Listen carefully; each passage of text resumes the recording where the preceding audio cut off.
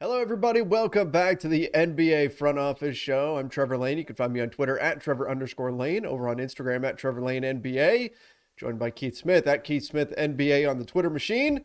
It is All-Star Weekend, and so we decided heading into the weekends, things are pretty quiet around the NBA, which is normal this time of year.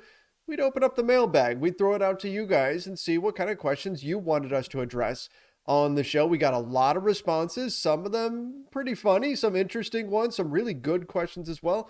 And we're going to dive into a few of them that we picked out.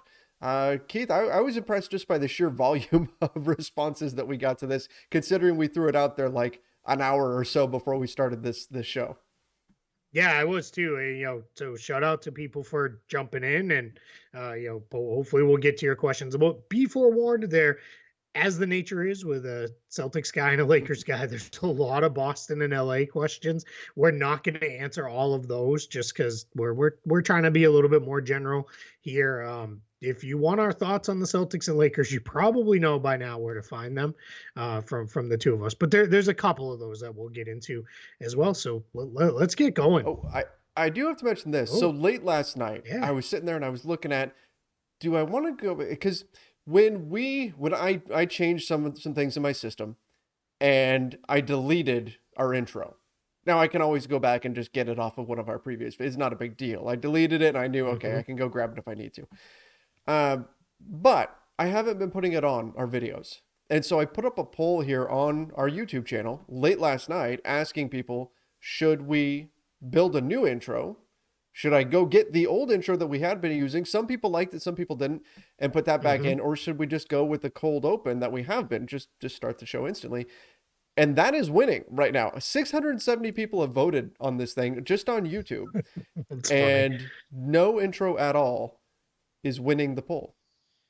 All right. So there you go. Well, I mean, I kind of always like the cold open on like The Mm-hmm. Office, but that was me. That often was the funniest part of that show, like just the cold opens. I imagine somebody did like a super cut of all the Office cold Mm-hmm. opens, especially the early ones when it was Jim pranks on Dwight. Yes. Like those are so good. My all-time favorite one though is Kevin in the chili. Oh Like yeah. that is my Yep. favorite open ever. Anytime I come across that episode, I am just almost in tears laughing at it. But yeah, so I yeah, I mean, I all right. If people want the cold open, it's the easiest we'll thing for me to do. So I'm not yeah. gonna complain. Hey, I think if I had to throw this in here, just because this is kind of an ask me anything type show, my favorite cold open is the Bears beats Battlestar yes, Galactica Jim that's a good one impersonating too. Dwight one. That one's the top of my list. Another good one. We're just gonna talk about the rank the office cold opens episode. I like the one where it's kind of Marvel related because it's he comes into the MCU, but he's they have their friend, their Asian friend from the Ant-Man Oh movies, yes, yep, be yep, Jim. yep, yep. That's right. Yes, that one is Good. fantastic. I think that is hilarious. What does he say? And He they says, "Good even on you for replace the not pictures. noticing race," or something like Yeah, that. yeah. I love it so much. Oh man, that was a good one. Okay. Welcome to the NBA Office Show. Yeah, that's it. No, I like it. Well done. Uh, Quite well done and, there. then there. All right, let's actually get into some of the questions and comments that we had. I threw it out there on my Instagram at Trevor Lane NBA. Keith, you put it out there on Twitter at Keith Smith Hmm. NBA. Why don't we just kind of bounce around and you start, because I think that you've got a few more questions than I do. Sure. This one's from Rob Fitz at rfitz901 on Twitter. Of the Eastern Conference contenders, which do you have the most confidence in for a finals run, and which is most likely to lose in the first round? I liked the question because it wasn't just the standard who do Uh you huh. think might win the East? There was also which is most likely to lose in the first round. So for me, most confidence in is the Bucks. Mm-hmm. I just believe in them still the most. It's not overwhelmingly so. Like I haven't put kind of percentages out of 100 on it or anything like that, but they're the team I feel best about winning the East. But it's not. It's probably, if I had to think about it, it's probably maybe in the 30% range compared to all the rest of the teams in the conference. I agree. I mean, that's my honest answer. I want to pick somebody different than what you picked, but my honest answer is the Bucks as well, especially from having seen them recently, having them see them play the Lakers when they really lock in and they decide what they're going to do on the offensive end. They start pinging the ball around. They recognize the other team's mistakes very quickly. They exploit those mistakes. That's key in the playoffs, that you're able to capitalize on those big moments, and they do that very, very well. So I have the And they have Bucks. Giannis. What's that? And And they have which Giannis. tends to, that helps just a little bit. But That they helps. are right now sitting in the 5 seed, but realistically it's a 3-way tie essentially. I mean, in terms of the amount of games back for the 3, 4, 5 spot, it's so compact in the Eastern Conference. I'm going to also say the Bucks. I'm curious though, is the East a top 5, or have your Celtics played so well recently that now they could maybe give somebody some trouble? They're sitting at the 6 seed right now. Is there a tier break after 5 still? I don't think so, because I think the part of what says that to me is also the Uh-huh. Nets are sitting down there at 8, and I mean, it's still the Nets, right? It's still Kevin Durant. If anything happens and Mm-hmm. Kyrie can play every game, like that becomes different if they can get Simmons incorporated and figure that out. I mean, they're still going to make a lot of. It's kind of like we've talked about in the West. You don't want to see the LA Mm-hmm. teams sitting there at the back. You don't want to see KD across from you in a 7-game series to open. So yeah, I mean, it's really any of the top 8. Yeah. You don't have to work overly hard. The team I think is most likely of this group, though, to lose in the first round. I hate to Mm-hmm. do this I because they've know. been the I know fun where you're story going. all year, but Mm-hmm. it's Cleveland, right? I don't know how you pick anybody but Cleveland. But other than the fact that we thought they'd be bad, my real kind of reasoning on it is I just don't know that they're going to be able to create Yeah. enough offense.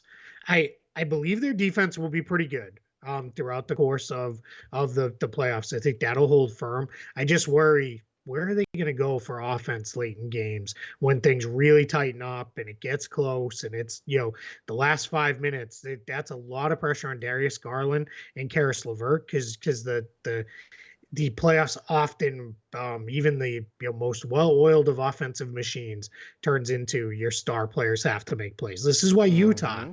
has failed in the playoffs. Often people focus on the whole Gobert gets played off the floor stuff, which he actually doesn't. That doesn't actually happen.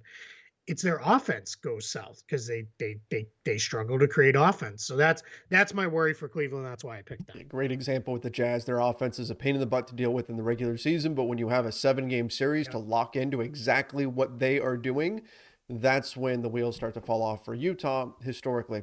I will say I also picked the Cavs for this question, and it's an age thing. They're a younger team. They don't have as much experience as some of Yep. these other squads. And historically, in the NBA playoffs, young teams, they have to take their lumps for a little bit before they finally get that breakthrough. Because let's face it, playoff games can sometimes come down to 1 or 2 moments. Gosh, I sound like Colossus from Deadpool. Mm-hmm. 4 or 5 moments.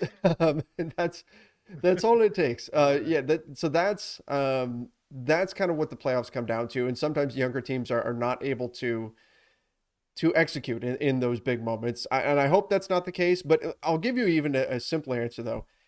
It may end up being, if it's not the Cavs, it may end up being whoever draws the Nets in round 1. That might end up being the answer. Yeah. That could wind up, if the Nets wind up 7 and it's the Bulls at the 2 seed, maybe it's the Bulls. I mean, that could be it, because a healthy Nets team can be very, very, very good with, of course, that big if the Nets are healthy. Yeah, completely agree. Yeah, I think it's going to be pretty tight. Okay, let's get on. I'm gonna pull into my Instagram responses here, or questions here. I've got. Let's go. All right, let's go with this one. Question is from Z Rana. What player would you draft first overall if you're starting a franchise? So let's. There's a few different ways you can approach this, but let's pretend it's Mm-hmm. the NBA is all the teams are dissolved and you become the GM of whatever team you want, and that team gets the number 1 pick, and you get to pick from any of the players out there. Every player is in the draft. Who are you taking to start a franchise today? Yeah, for me it's Giannis. He's only 27. He'll be 28 at the beginning-ish of next year. Should still have plenty of years left to be really, really good. He's playing at an MVP level. Does not come with the health concerns of a couple of the other guys I would have considered. And he's also proven, that he can be an MVP and an absolutely dominant player. So it's Giannis for me. And I'll be completely honest, it's not particularly close. Yeah, once again, we agree. I would go Giannis. I think the other guy I would give consideration to is Luka. The age being Yeah. a factor there, but yeah, overall, you got to go Giannis. Can't go wrong there. Yep.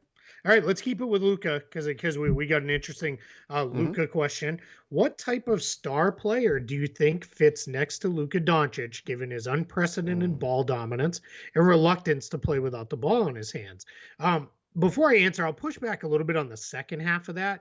I don't know how reluctant he is. I just think they've needed him to have the ball a lot throughout the early part of his career. So I'm not gonna say that unprecedented ball dominance.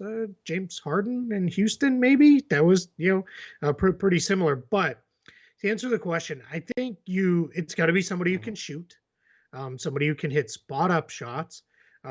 So that's a huge importance. But I think you also want somebody who can do something as a creator, just to lighten the load on him and make things a little bit easier. With that, now, I mean, you could make this super easy and pick Giannis or Jokic or somebody like that. But I think when you're just talking about types, that's what I think you want. You want somebody who can knock down shots as a spot up guy when Luka creates, but somebody who he will feel equally comfortable with ceding possessions to, because that possession is going to go somewhere from that player. I'd agree. I'd put an emphasis on the defensive end of the floor as well. You want somebody who can That's a good one. who can be pretty switchy on that end and can make up for mistakes for a lot of different players, can cover a lot of ground. A healthy Anthony Davis is a guy that I would think of, even if he's not quite as much of a creator. But let me throw a name out there as far as a future pairing that I think could be really interesting. Again, maybe doesn't check that creator box, but what's Jaren Jackson Jr. in 2 years? Ooh. Yeah, I mean he's already great now, sure. and he's protecting the rim like crazy for the Memphis Grizzlies.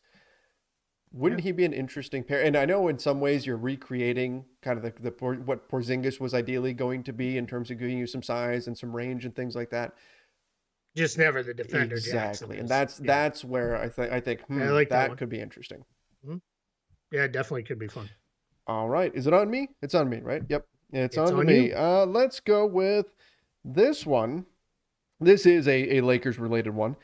Russell Westbrook possibly staying next season. Now, we're assuming he's going to pick up that $47 million player option. Can't see any way around that. I don't see any. I've had some people floating the idea that they do like the Chris Paul and you sign him for 3 years, $65 million, whatever. If I was Russ, I'd have to have an awful lot of faith that they're going to follow through on that plan, and it's not going to be, oh, you declined it. Yes. We're now. See you later. just kidding. Let me take that back. Yeah. That's a good point. So let's assume he picks up that $47 million player option. Is there any way the Lakers can hang on to Malik Monk, who's been very, very good for them this season, been probably one of the better guys on a veteran minimum deal this year? Yeah, so if we think through that, you then have LeBron, Russ, and AD, and you're already at the cap, essentially, with those three guys. If not exactly at the cap, you might already be there, completely with just those three. It's going to be really close. So that limits you with Monk to likely the taxpayer mid-level, because you have to also think there's a ton of roster spots you have to fill out then.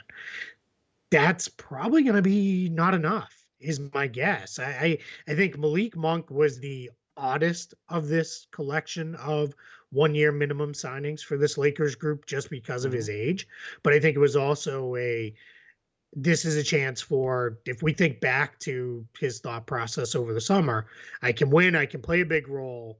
That'll put me in top of mind to make a lot of money next year. And I think he's done all but the winning part of it out of no circumstances of his own, causing. I think it's just everything's kind of gone wrong for them. But I think it's with Malik Monk, the challenge is going to be, that's really tough. Now, if you move Westbrook, or you can do the deal where like you split Westbrook up into a couple contracts, but maybe one of those contracts doesn't go and you can get to the taxpayer mid-level amount, then you might be in a workable place for Malik Monk. that you would do that. What I would do in that situation is I would give him a shorter deal for the taxpayer mid-level, so that gets him back into free agency sooner. But then you'll have bird rights on him, and then you can kind of re-sign him after that, because that would get you in a really good position with Malik Monk. Would you have bird rights if you, let's say you did a 1+1 with him for the taxpayer mid level with the player option for the second Not year? a 1+1. It'd have That's to what be I was two. thinking. It would have to be two to get him there. Otherwise, you're looking at early You'd bird. get him at early bird, which that maybe that's enough to get him there off the taxpayer. Let's see. But I think he has been in a season of not bright spots. I think he maybe has been the brightest spot. For me with this Lakers team, outside of Austin Reeves completely coming out of nowhere to be a rotation player in those kind of things. Malik Monk has been great, and just to give for people out there who don't watch the Lakers a lot, the Lakers have actually, and I don't think this is an anti-Westbrook thing, they've gone to a lot of sets that are using Westbrook off the ball and giving the ball to Malik Monk. I mean, think about that. LeBron James on the floor, and they're giving the ball to Malik Monk to initiate offense because he's been that big of a threat for them. So it's been a wrinkle that they've turned to recently. He's been absolutely fantastic. Yeah, I like when they run that inverse pick and roll with him too, where he's the screener as a small, but then he pops because the big's not gonna switch all the way out to him. So I think that works well for them. Yeah, so a lot of stuff there. So yeah, it's going to be hard. Let's just leave it at that. If Westbrook is on this team, I don't know how they can retain Monk. I think some other team that needs shooting will the mid-level exception give him. I think is what he'll get. Yeah. Okay. Yeah. The full mid-level. Yep. All right. Sticking kind of on a similar-ish topic. If John Wall is bought out, where do you think he'll end up? And then this has a second part to this question that's not basketball related, so we'll come to that after we answer the John Wall part. Okay. So John Wall, if he gets bought out, would it be crazy to think it depends on the health of Paul George and Kawhi Leonard? Like if Paul George and Kawhi Leonard are coming back, I could see him winding up on the Clippers. And I don't think they're going to, but I think that would be an interesting fit for him. Would be the Clippers, especially with Norm Powell out now too. Yeah, I think that's interesting. I mean, we can talk. He's already in Miami. He's training there. They've been in the mix. We've heard their name thrown around for Dragic, so maybe that might make some sense as well. But reality is, if he's a veteran minimum, this is what we talk about all the time with contracts, right? If a guy like people love to hate on Russell Westbrook, if he was on a veteran minimum, how many teams want him? Most teams would say, we'll give that a shot. No problem. Sure. John Wall on a veteran minimum, I don't think there would be any shortage of options. There would be a lot of teams out there that would be able to say, yeah, we'll take you on. We'll give this a try and see what you've got. Yeah, I would say you're putting him behind Dragic in the buyout point guard pecking order. For me, for sure, and maybe behind Eric Bledsoe. You'd have to really trust that Wall's going to be healthy and able to contribute the whole way down the stretch. But yeah, I mean, if you get intel that he looks pretty good and has played well, yeah. Know what I was thinking about with John Wall? If he gets bought out, this is kind of a longer thing, but if he gets bought out, takes a veteran minimum, no matter where he lands, right, and he plays out this year, you know where I wonder if he might end up next year? Washington. They don't have any point guards left. They don't have any. I mean, Dinwiddie was the Westbrook replacement, who was the Wall replacement. Could he just go back to, clearly not on a max or anything like that? It'd be a much, smaller deal this time around, and maybe kind of come full circle. Just kind of looking at that landscape a little bit of where it goes. I also have my doubts. So far he has said no, he's not giving up any money. So that would be. We talked about how big the Blake Griffin buyout is. To buy out that deal. Yeah. My gosh, I mean that's a lot. I mean, he's got $91 million between this year and next year. Now, some of that's already been paid, obviously, over the course of this year. But how much of that does he have to give back for it to even be worth it for Houston? Probably 30, right? I would say. It would be my guess. You got to give up 30 million of that over the next 2 years. That's an awful lot. I don't know that I'd do that if I was John Wall. You want to do the second half? Let's do the second half. Non-basketball. Favorite MCU movie of all time? You go first. I'll go first. The one that has been my knee-jerk reaction, and this is probably the one that if I'm just hanging out, my wife's gone to bed, kids asleep, and I'm working on something, and I just put on, it's typically Thor Ragnarok. I think that is probably the answer. You can argue on the grand scale. You can look at Endgame as, of course, being the bigger one and all that. But I loved the implementation of the humor in Thor Ragnarok. I think it took a character that in the second Thor movie had become kind of flat, a little bit stale, and it just breathed Mm-hmm. complete new life into him, into the story, and it just popped. It worked so great. So I absolutely loved that movie, and yeah, I think that one will sit at the top of my list. Yeah, I mean, this is honestly like the basketball questions are easier. I Yeah. agonize over this a lot more. I Part of me says Spider-Man No Way Home was Hmm. so good. In I know maybe some people still aren't doing theaters and stuff, so I don't want to I get into any I kind of haven't seen it spoilers yet. or anything. Still, it's Yeah, killing so me. you haven't seen it yet. Yeah, that's Dude, brutal. I'm trying to find it on streaming services, and now I'm finding out like, oh no, because it's a Spider-Man, it's gonna be on something. It's gonna be on like Gonna be Stars or something. I'm yeah, like, come on, some rando. really? Yep. Yeah, that might be one where you may just need to buckle down and I'm buy gonna the have to. DVD. Like go to Target Yep. and get it. Um, you know what I'm gonna go with though, in this one for a couple reasons. One, I love the movie, but also it's my experience with the movie is Civil War. Oh I yes. love Yep. Civil War. I love the storyline. I love the kind of the heroes are pitted against Hmm. each other, and I love how much it's set up moving forward in the remaining part of that phase of the MCU. I also just a funny story. The weekend that movie came out, my family and I went on a Disney Hmm. cruise. On the Disney cruises, they have movie theaters on the ship, and they show first run movies that have just recently come out. I saw that movie 6 times over the course of that, week-long cruise. Because multiple times when it was like, "All right, we're gonna go to the pool, or we're gonna go do a craft or something like that," I'd be like, "All right, I'm gonna duck in and watch Civil War again." So by the time we were done, like, I knew that movie cold. I knew every part of that movie, and I love that movie. So that one's special for me. So I'll go with, Civil War, but it's man, this is like asking me to choose between kids. Like, I love all of them. I'm, I'm I really don't dislike any I'm the of the same way. Marvel Like I even movies. like people don't like Captain Marvel. I even liked Captain Marvel. I like I it. liked Yeah, that I one. I like put that Captain one Marvel. on Yeah. every now and then. I even like Thor the Dark World, and Hmm. nobody Yeah, likes that right. one. Right. Like even that one's fine. It's not it's on the lower end. Like, but I even like the Hulk. Uh-huh. Like, and Yeah. nobody likes that either. So yeah, I like all of them. All right, let's go back We're to gonna need to basketball. do sometime this next week while we're on this All-Star break. We're gonna do our MCU show, and that way we'll Okay, just get into that. perfect. There But it is. while we've got that on our mind, here's a question here. Sagala said, "Huge fan. I listened to both your shows. Well, thank you." And said, "How did you get into this line of work?" So That's a while good we're question. talking about superhero movies, Keith, what's our origin story? Do you want to go first, or do I you want went me to first go on the last one. first? You go ahead. All right. So for me, I it's clear hopefully that I love basketball and love the NBA. If not, we're doing something wrong here. I was in a point in life where I moved to Florida and did not have a lot of friends who liked the NBA. It's Florida is football country, particularly college football country.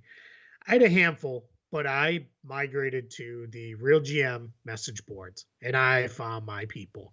It was like, oh my gosh, these people love this like I do.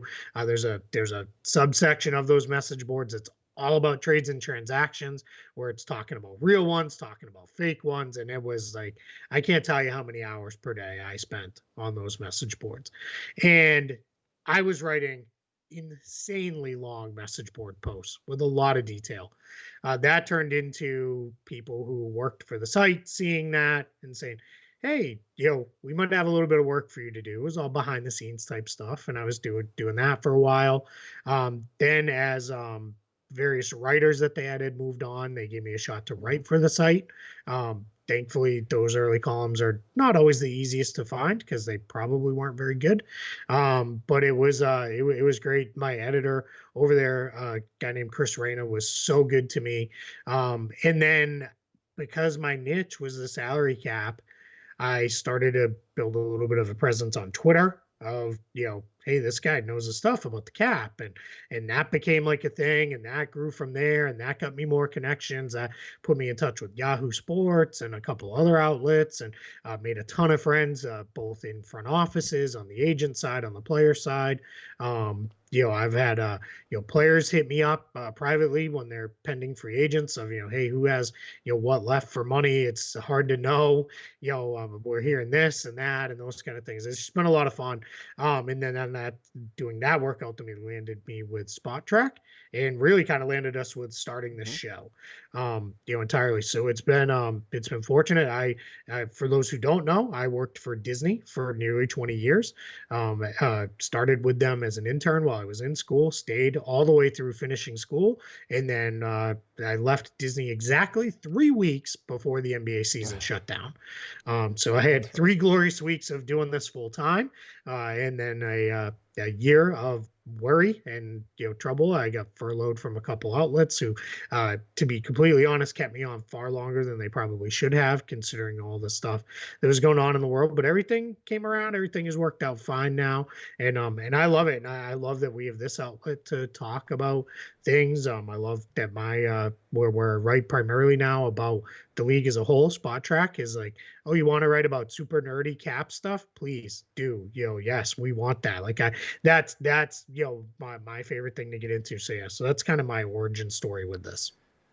Right, the super nerdy cap stuff that that rules the world now. You know what? There's a lot of similarities between your background and mine in terms of kind of how you came into the NBA and all that in terms of the message boards and that sort of stuff. So I didn't work for Disney though. I was a teacher, so I taught junior high history. I originally intended to teach high school, and the first job that opened up was junior high. And next thing you know, I was there. I taught junior high for 13 years. And so I taught history, but I often saw myself as more of a storyteller. I got to talk all about some of the greatest stories in history, and I used that as sort of a creative outlet as well, getting to tell kids all about some cool things that happened in the past and help them learn and grow from it. It was great.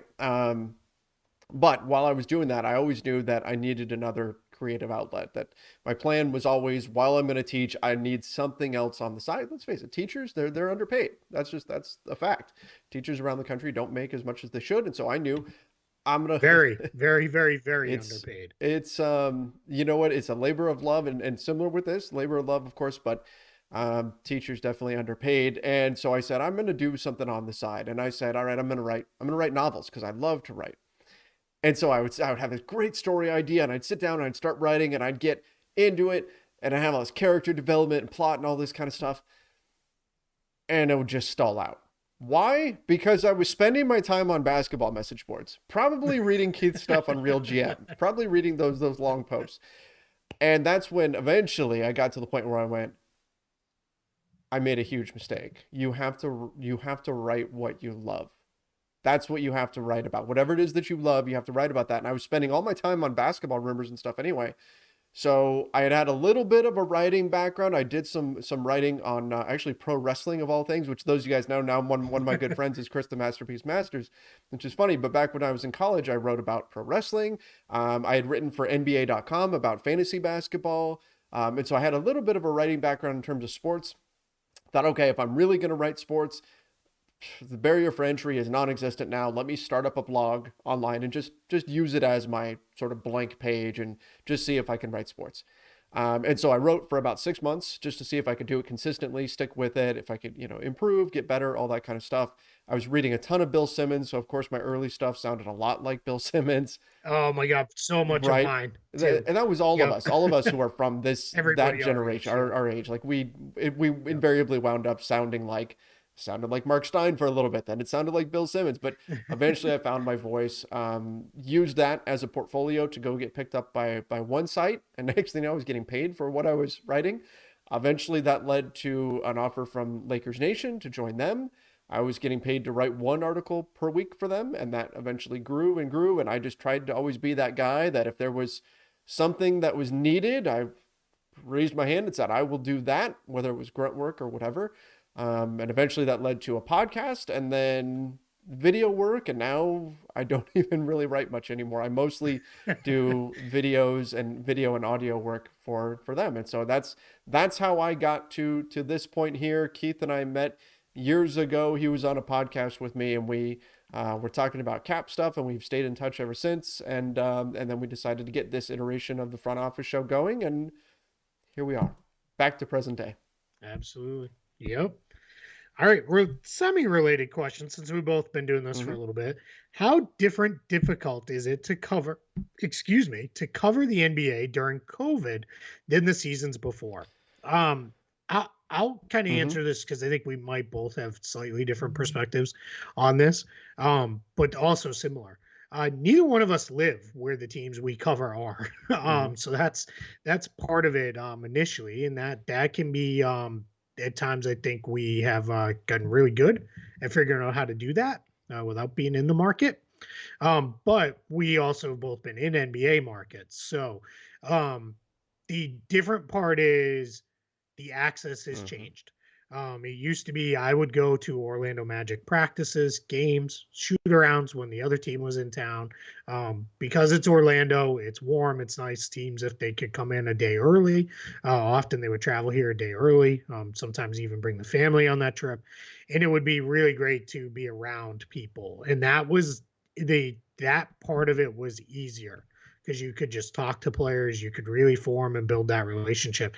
That's changed now. Now everything is done podium style, where they're up on a podium, and if you're there in person, you're further away from them, and it's just different. It's just changed. It's just become a different thing than it used to be. So that's the different part of it. It's I think I can only speak for myself with this, because I was so used to being further away from the team I was covering anyway, it wasn't as big of an adjustment for me as the guys who were day to day. They were right there with the team. And I mean, when I say right there, like practices starting or ending, you're right there. You're right there with them. Players generally get to know you. They get to know a little bit about you. Like we used to joke with Nikola Vucevic when he was with the Magic. We would sometimes go in and we would talk about Star Wars. Like when the new trilogy was being released, we'd have a 10-minute conversation about that before we even got to any basketball stuff. And that was just because you knew he liked it, he knew we liked it, and that would be the conversation. So it just, that part of it has changed very much. So now it's a lot more, I find it to be far more transactional in nature, as far as you're going to ask questions, I'm going to give you answers, and off we go, than more conversational and personal. It's just become slightly different. Yeah, that's similar, and kind of let the cat out of the bag there for me, Keith, about not being in my market, but but in any Sorry. event, yeah, I've always been a little bit removed from the team. Fortunately for Lakers Nation, I can go back to LA whenever need be, Yep. whenever I'm required to be there. I can do that. But it certainly has changed things. In some ways, it's easier because now it's just more common for people to be in press conferences on Zoom, and things Yeah. like that. So that's Yep. actually helped to a degree. Like that access has been a little bit easier to come by. Big time. But That's actually an mhm, improvement, I think, for a lot of people. Like I know you have the same thing we have. We have people with Celtics blog who aren't there. Like we've got a writer who's in mhm. England, and he does some of our best work. Because he's been, just tells you, you can do this from anywhere now. So sorry I jumped in there, but yeah, that has changed. So, but the downside is, like you said, it's more impersonal. And so when I saw this Yes. question, the first thing I thought of is there's some parts of the story that you would never get before. So, for example, years ago, I'm in the Lakers locker room and I see Ivica Zubac sitting. This is pregame. Ivica Zubac is sitting over by himself. And sometimes guys, this was always kind of the routine when you're in the locker room. If a player's by themselves, they don't look like they're busy or whatever, some guys you can ask them. It's not, you don't go up to them, you just put a tape recorder in their face and start asking questions. You No. say, hey, would you mind if I ask? And if guys say no, okay, fine. There's some guys who before a game, Yep. they want to get locked into the game. But he was cool with that. He said, oh yeah, come sit down. And at the time he wasn't getting a lot of minutes for the Lakers or anything like that. But I sat down and I talked to him, asked him a few generic questions or whatever. And I got to his off-season training and what he had been doing over the off-season, and he mentioned his family, and spending some time in LA during the summer and training and not getting to see his family. And I asked him a follow up, and I said something to the effect of, again, it was years ago, something to the effect of, how do you feel about that? Like, not, not getting to see your family as much as possible. And you could see the emotion on his face and the frustration. And he talked about how Yeah. upset he was that the Lakers had asked him to stay in LA and not go back home for the summer and to continue training because he was going to get this big role the next season. And then he didn't. He stayed and he did all the training, didn't spend time with his family, didn't get to see them during the off season, and then there it is. He's on the bench and he's not getting minutes. He's playing every few games or something like that. And that Yeah. was a detail that I'm like, I would have never gotten that in a formal press Yep. conference setting. And then it made all the more sense later on when the Lakers traded him to the Clippers, why he expressed kind of that jubilation to be away. Like, I think that always kind of stayed with him, that, hey, the team asked me to do this. I sacrificed all this family time. And, but that's just an example of the kind of stuff that you don't get in today's setting that you would get years ago. Yeah, I think that's a good one too. I think the change to being more of a virtual Mm-hmm. job in a sense is it allows us to not have to be there Mm-hmm. anymore. I think if it was the way it was, we would both be Mm-hmm. there, right? We'd be in the market all the time, every single day, and doing the stuff we do. And I think we're also both fortunate to be with outlets when we need to be there. We're Yep. there. When we need to be, there. If it's like I know we're already planning, hopefully if we, get a little playoff run, all right, you want to do the playoffs and do you want to go travel to wherever the team's going to be and those kind of things. We're very fortunate to have the support to have people who want us at Summer Yes. League, Yep. to do what we do, which is really cool. And that'll hopefully be a thing Oh, this I'm year planning as on it. done. Knock on wood, the world is slowly but surely maybe getting back to It's normal. not But it's not yeah, 2027 yet, Keith. it's So based on your timeline, everything's done true. by then anyway. So Well, yeah, that's true. Yeah, so we got to get at least one or two more summer league trips in. All right, let's get yeah. in a couple more here.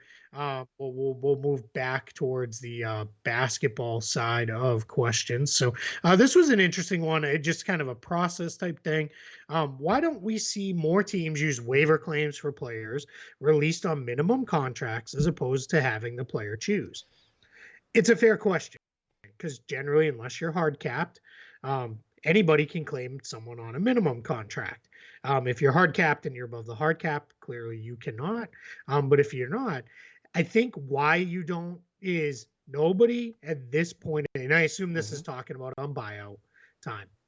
Nobody wants to bring in a player Yes. who doesn't want to be there, right? Because then you don't want to upset the apple cart, with 2 months to go in the regular season before playoffs. It almost doesn't matter how good that player is because the reality is they're never going to be that good that it's worth having an unhappy person in your locker room. So you would much rather know the player wants to be here, they want to be there. Every once in a while, probably about once every 5 years, you'll see a team kind of snake somebody by Hmm. claiming a player instead and kind of trying to hold them so that another team doesn't get them. But that's even pretty rare there too, because you got to remember this is all an Hmm. interconnected world where you don't want to upset a player, you really don't want to upset an agent. And then you don't want to necessarily upset another team because you may be less than a couple months away from, hey, you want to talk about this trade? And now all of a sudden they're like, yeah, cool. When you took that dude from us who could have been huge for us in a playoff run, you don't really want to be there. So that's kind of why you don't see Yeah. those things I mean, happen. you hit everything that I was going to say on that answer. So I don't have a whole lot to add to that. Just it's the game within a game. It's not just can this player help our team. It's what does this mean for our relationship with this player? What does this mean with our relationship for this agent? Yep. What is the impression of us around the NBA because we're making this kind of move? Particularly if it's a veteran player, that matters too. If you're seen as a team that's preventing a veteran player from getting where they want to go, that can be those things can have consequences later on down the line that teams usually don't like to rock the boat again for somebody who probably isn't going to change things that much for you. Yep. That's it. Yeah, so much of the NBA Mm-hmm. is relationship driven. More, that's probably the number one that I've learned covering the league that I didn't realize before. How much of the league is driven by relationship and relationship related things. Okay, let's do. I think we should start to wrap up here, but I've got this one. This one's kind of funny. Yep. Somebody asked for Keith, can you show us the super strong Boston accent? All right, you know how I'm going to do this one? Oh, no. I'll do it. It's probably going to be bad. And thankfully the family's not here because I was doing it to my daughter on the way home from school today, and it was driving her absolutely crazy. But I'll do it in reference of answering a Celtics related question. So let me find one. So Andrew, he was one of the first ones to respond, I think, to our question here is. All right, I gotta get in the right. You gotta build yourself up here with this. Yeah, and I'm gonna throw it. This is gonna be extremely exaggerated, so none of my Boston, people get too angry. But what are the Celtics' options with Al Horford beyond this season? Trade, buyout? What are they gonna do with him, bro? Where's this gonna go? So I can do the whole answer in it if you want to, with that, but I won't torture anybody's ears the rest of the way. As an aside, my Boston accent comes out when I get super excited, and a few people called it out on the trade deadline show we did when I got really like, oh my God, like that's when it comes out. It comes pouring out of me, and I can't help it. In general, it's not as strong. What's that? Yeah, that's exactly it. It comes out with stuff like that. I start putting R's where they don't belong and dropping them off the end of words. But Marcus Smart, baby. We love Marcus Smart. When I do this, he doesn't watch the show, but I channel one of my best friends from home that I grew up with because he is the strongest Boston accent, and he's the Boston bro. Period. Still, like, we're in our early to mid 40s, and he still talks like he did when we were like 15. So like it like full on, like if I need to go to, I think about him. I'm not now going to answer the question because I have a piece coming this week at Celtics blog that's all about Al Horford and the options the Celtics have with him. So I don't want to step on that piece. So just, look for that. Look for that there. And I've got some stuff about we got a few more questions about what are they lining up for this offseason, those kind of things. I'm not going to answer those either, just because I don't want to step on an article I'm writing. There are a lot of questions about the Celtics offseason and Horford and what they can do with those guys there. So, and a lot about the Evan Fournier TP. The Evan Fournier traded player exception. What are they going to do with that, bro? Now people are going to ask you to do it more often. Right, yeah. I don't think so. I don't think it's going to happen like that. All right. I've got one that we'll finish with, but do you have another one that's good that you want to get into before we call it? I'm trying to look because now people have answered a couple different places. And I lost it. We kind of touched on it. Somebody asked how we met and started doing this. I came on your podcast. I think it was when it was only a podcast still for Lakers Nation. I came on there. I want to say it was very when it was LeBron might go to the Lakers. Like I think it was pre him signing, but I think it was very early of like, where would that go? And then we kept in touch. I think that summer league maybe was when we were all out there together. Maybe that was after, I can't remember. But we hung out at that summer league and stuff. And we talked about this. I've had this show in various versions for a while. And it never really was what I fully wanted it to be. And I owe you and for everybody listening, Trevor, all the credit because you came and were like, hey, let's restart the show. And I think this is what we can do.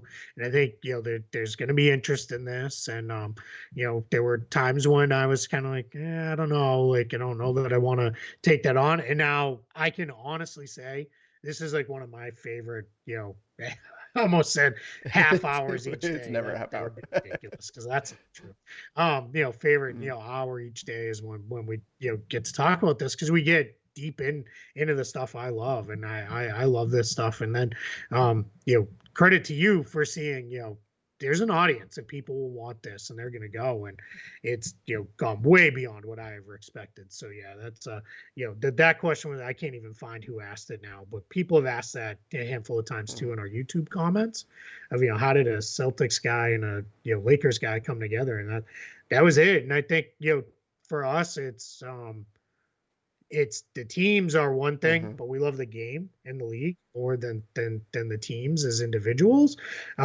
teams. So I think that is, why, and I can't tell you how often we'll come on and it's like we don't even mention either one of the teams. Yeah. Like we try to, keep the shows pretty down the level. And and I saw somebody say that, I hate the Lakers and all that stuff, and I hate on the Lakers. I tend to think I try to play it fairly down the line with this, especially on this show. But I mean, yes, I grew up for 20 years of my life being told, that's a bad place, and purple and yellow are horrible, and don't like it. It's gonna come back on occasion, like it's gonna happen. Like I can't really help it, but it'll come out there, man. We don't like the Lakers, bro. They're terrible.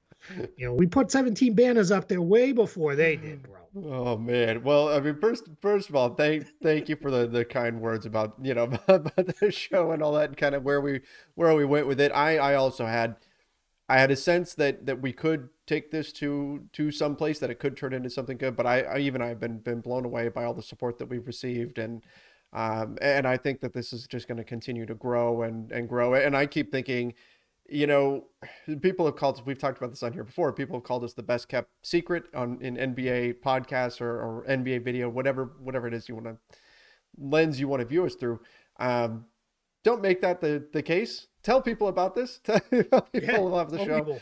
Let them know that we're out here. And of course, Keith's cap knowledge is absolutely incredible. I try to play along as best I can as far as understanding the salary cap and all that.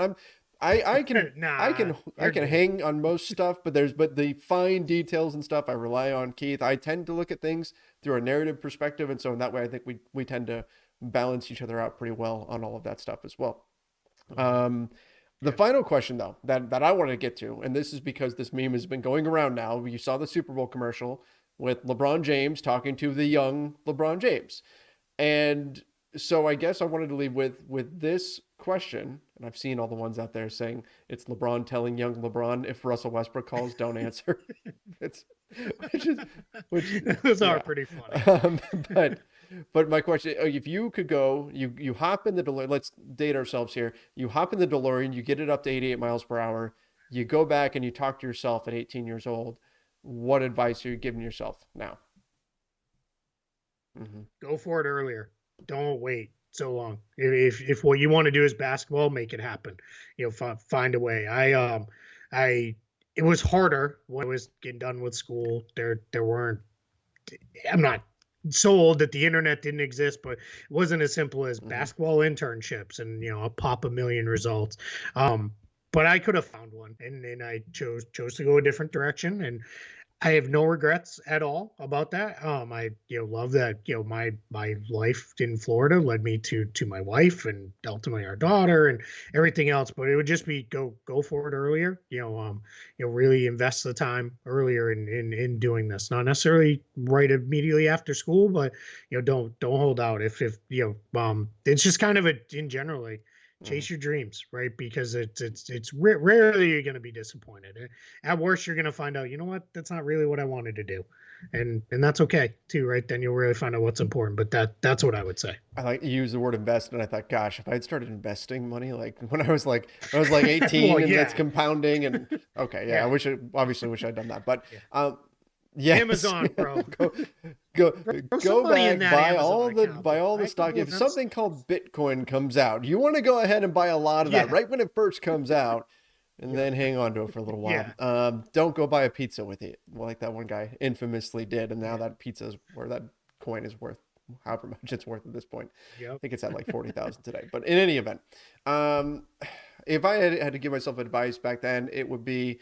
And in the education field, you'll hear the phrase growth mindset used all the time. Essentially, I dumb it down to this: don't be afraid to fail, because for a long time I was, and that fear of failure would paralyze me and stop me from doing certain things, because I always had that fear within me of am I going to be okay?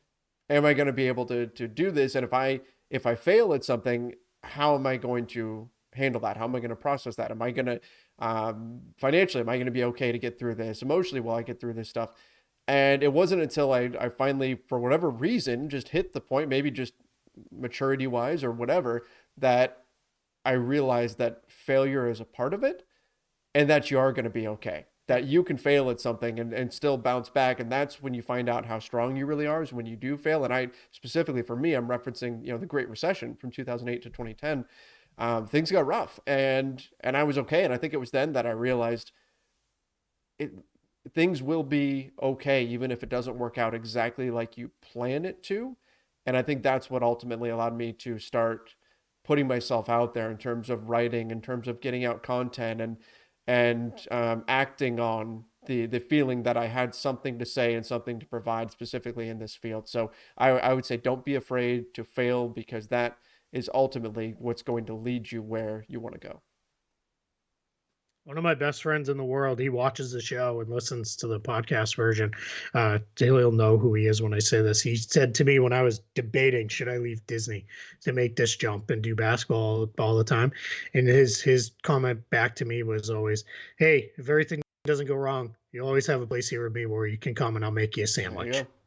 And like it's Mm-hmm. such a simple thing, but it's so true. Like it's you'll always have a place where you Mm-hmm. can come and get a sandwich. And that was, that was it. I knew, all right, even if this doesn't work, things will go good. And that's also a little piece of advice. Don't burn Yeah. bridges when you leave somewhere. It's not worth it.